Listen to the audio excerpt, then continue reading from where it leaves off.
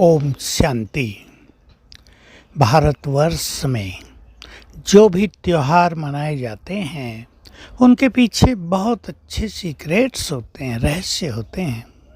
आध्यात्मिक रहस्य बहुतों के पीछे होते हैं।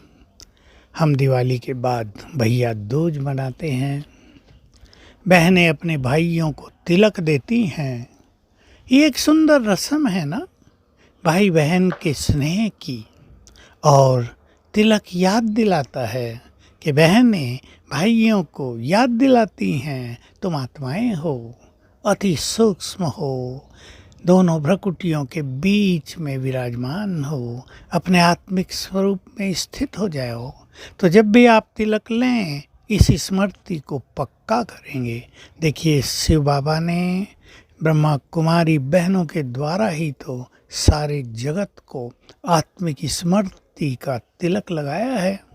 इस आत्मिक स्मृति से देह का भान छूट जाता है, परिणाम स्वरूप विकार छूटने लगते हैं। विकारों के कारण जो आत्मा परेशान, दुखी, अशांत, कमजोर हुई हैं, वो पुनः अपनी मूल स्थिति में आने लगती हैं। कर्मेंद्रियां शीतल हो जाती हैं। ये स्वार्थ, नफरत, घृणा का भाव समाप्त हो जाता है। तो एक बहुत सुंदर यादगार है, दिवाली के बाद होती है। क्यों होती है? क्योंकि दिवाली यादगार है आत्म ज्योति जलने का। आत्म ज्योति जल गई, आत्मिक स्मृति आ गई। उसके बाद हम सभी को आत्मिक स्वरूप से देखने लगते हैं।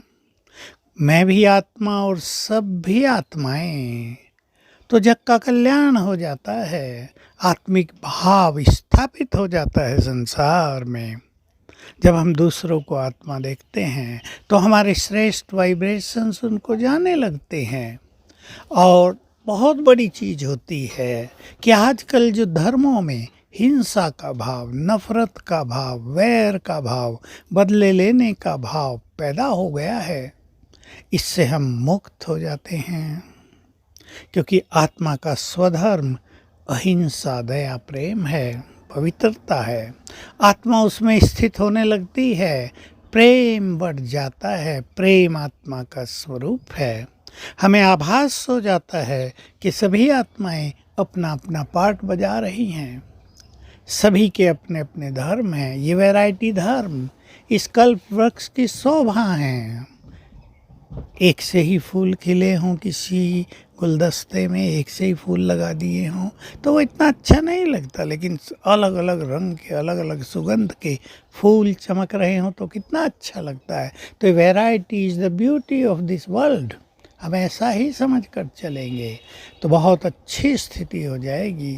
तो आइए इस भैया दूज के दिन पर हम सभी के प्रति स्नेह, सौहार्द, अपनेपन की भावना, सबको सुख देने की कामना अपने मन में पैदा करें तो हमारा परिवार भी सुखी हो जाएगा।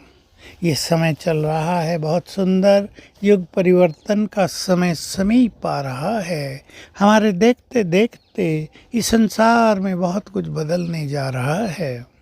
हम देखेंगे बहुत कुछ बदलेगा, लेकिन उसका फ़ायदा उनको होगा जो स्वयं को बदलेंगे, स्वयं के संस्कारों को बदलेंगे, स्वयं के विचारों को बदलेंगे, स्वयं के कर्मों को बदलेंगे, स्वयं की दृष्टि को बदलेंगे। तो आइए हम आज के दिन ये शुभ संकल्प करें, हमें स्वयं को बदलना है। युग तो बदलेगा लेकिन मनुष्य भी तो देवता बनेगा।